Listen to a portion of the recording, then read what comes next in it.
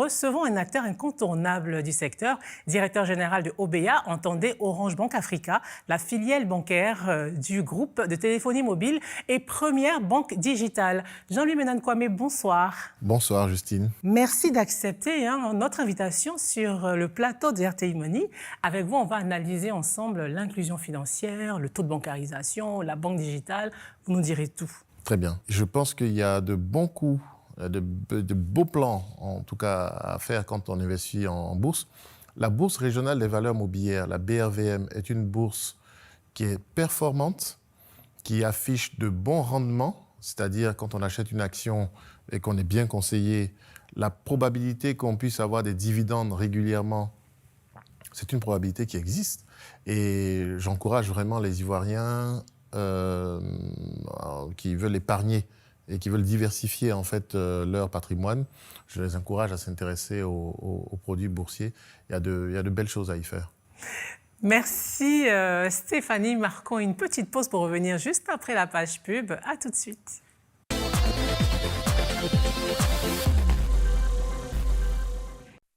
C'est la suite de RTI Money avec maintenant notre entretien cash avec Jean-Louis Ménane-Kwame, directeur général de Orange Bank Africa, pour parler de l'évolution de l'inclusion financière dans notre pays.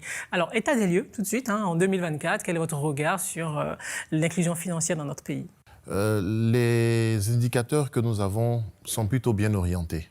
D'abord, on a une croissance très forte des encours de crédit. En Côte d'Ivoire, je pense qu'on doit être à quelque chose comme plus de 19%. Les ressources, donc l'épargne des Ivoiriens qui est placée dans les banques, les Ivoiriens continuent à faire confiance aux banques. L'épargne a grossi de près de 13%. C'est d'ailleurs le même chiffre pour l'UEMOA qu'on a en Côte d'Ivoire.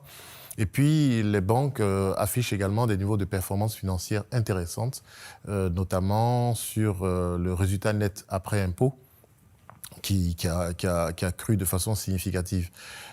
Concernant le taux de bancarisation, nous avons pu faire un relevé de compteur entre fin 2019 et fin 2022, le taux de bancarisation strict, donc les comptes bancaires, il est passé de 20 à 30%. Il y a ce qu'on appelle le taux de bancarisation élargi, qui intègre les institutions de microfinance. À ce niveau-là, on doit être autour de 50% de taux de bancarisation élargi en Côte d'Ivoire. Et il y a le taux d'inclusion financière qui, lui, intègre tous ceux qui détiennent un porte-monnaie électronique, un compte mobile money. Et là, je pense qu'on ne doit pas être loin de 80% en Côte d'Ivoire. Vous le disiez à l'instant, il y a 3 ans, vous lanciez Orange Bank. À ce jour, quel est le bilan que vous faites? Est-ce qu'on peut dire que les promesses de valeur ont été respectées? On avait beaucoup d'inconnus lorsqu'on a voulu lancer ce modèle de banque digitale. 3 ans après, un peu plus de 3 ans après, quelques chiffres montrent bien que la mayonnaise a bien pris et les inconnus que nous avions, finalement, on a pu donner des réponses à ça. Le marché, l'inconnu du marché, est-ce que le marché allait répondre favorablement? 1,4 million de clients à date. Nous sommes la banque qui a le plus de clients en UEMOA. Est-ce que nous allions pouvoir, au niveau informatique, produire un volume de crédit suffisant pour justement ne pas décevoir nos clients? Près de 300 milliards de francs CFA ont été octroyés sur des crédits de 5 000 francs à 1 million à tous les clients Orange Money qui ont souhaité devenir clients d'Orange Bank. On avait l'inconnu des impayés. On a connu un taux d'impayés qui a baissé significativement du démarrage de notre activité jusqu'à aujourd'hui. On avait l'inconnu réglementaire, comment la BCEAO allait réagir. Il nous a observés pendant quelques temps et il est venu nous contrôler. Il a dit, je souhaiterais que vous corrigiez ça, ça, ça et ça. Nous avons corrigé ce que le régulateur avait demandé. Et quelques temps après, la bonne preuve que ce modèle a été bien compris et bien appréhendé par la BCEAO, c'est qu'elle nous a donné le feu vert pour que nous ouvrions donc, au Sénégal. Et donc, nous allons ouvrir notre succursale au Sénégal, je l'espère, donc dans le courant de cette année 2024. Vous parliez tout à l'heure du lancement de la filiale au Sénégal qui va avoir lieu en 2024 et qui était annoncé pour 2021. Et lors du lancement, vous aviez aussi annoncé que vous visiez 10 millions de clients à l'horizon 2025. Est-ce que ce chiffre est toujours d'actualité et quelle stratégie pour atteindre cet objectif, d'autant plus que 2025, c'est l'année d'après? Nous avions pour ambition d'ouvrir des succursales au Sénégal, au Mali et au Burkina Faso dans la foulée de l'ouverture de la Côte d'Ivoire.